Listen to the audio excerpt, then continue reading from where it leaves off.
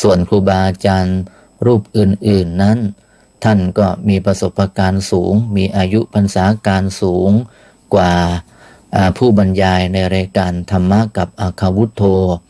มีความรู้มีความแตกฉานมากท่านก็สามารถที่จะ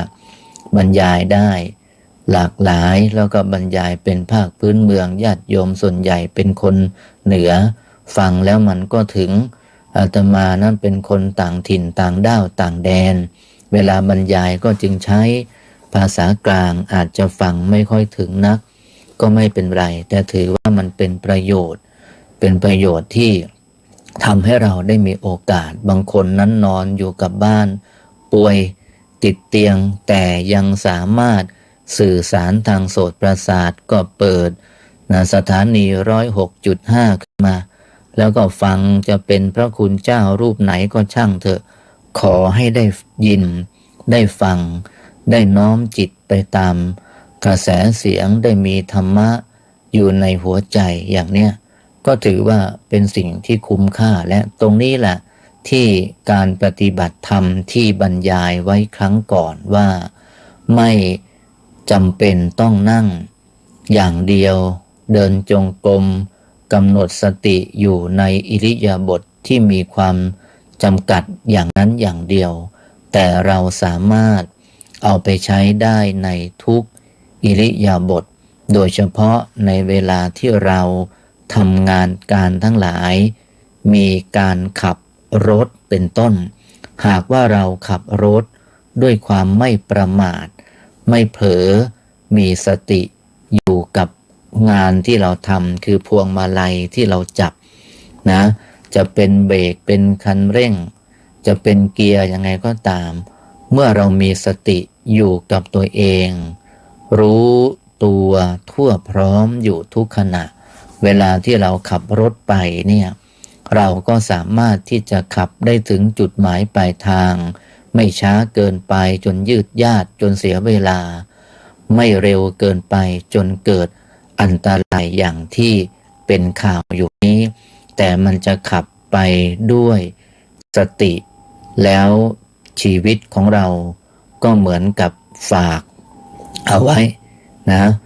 ชีวิตเราฝากไว้กับสติเมื่อเรามีสติดีชีวิตของเราก็ดีแต่เมื่อใดที่สติของเราอ่อนไม่มีความแข็งแกร่งสมาธิปัญญาไม่เกิดเมื่อนั้นชีวิตของเราก็มีความหายนะแล้วสิ่งบางอย่างบางเมื่อมันสูญเสียไปแล้วมันไม่สามารถที่จะกลับมากระทำคืนใหม่ได้บางสิ่งบางอย่างสูญเสียไปยังกลับมาตั้งหลักกันใหม่ได้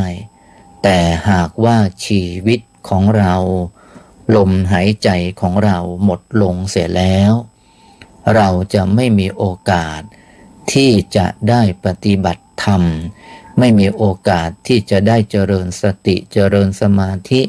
ดำเนินชีวิตภายใต้หลักธรรมได้อีกเพราะลมหายใจหมดชีวิตก็ดับแล้วใครการันตีอีกเล่าว่าเราจะได้กลับมาเป็นมนุษย์กับเขาอีกชาติหนึ่งตรงนี้เนี่ยสำคัญเอาละสิ่งละอันพันละน้อยในวันนี้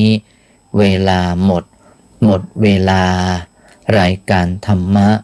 กับอัคควุฒโธทางสถานีวิทยุเครือข่ายคลื่นสีขาวเพื่อชาวประชาวัดบรรพตสถิต FM 106.50 เมกะเฮิรตซ์ก็คงต้องขอลาศรัทธาสาธุชนไปก่อนขอความผาสุขความสวัสดีความเจริญในพระสัทธรรมคำสอนของพระสัมมาสัมพุทธเจ้าความเจริญในสิ่งต่างๆที่ศรัทธาญาติโยมสาธุชนมุ่งมา่ปรารถนามีลาภยศสรรเสริญสุขมีความมั่งมีสีสุขสมบูรณ์พูนสุขอยู่เย็นเป็นสุขและสิ่งทุกอย่างทุกสิ่งทุกอย่างที่มุ่งมา่ปรารถนาขอทุกสิ่งทุกอย่างที่เราทุกคนทุกท่านได้มุ่งมา่ปรารถนาไว้ดีแล้วนั้นจงพลันสำเร็จสมดังมโนรส ที่มุ่งมา่ปรารถนาทุกประการ ขอเจริญพร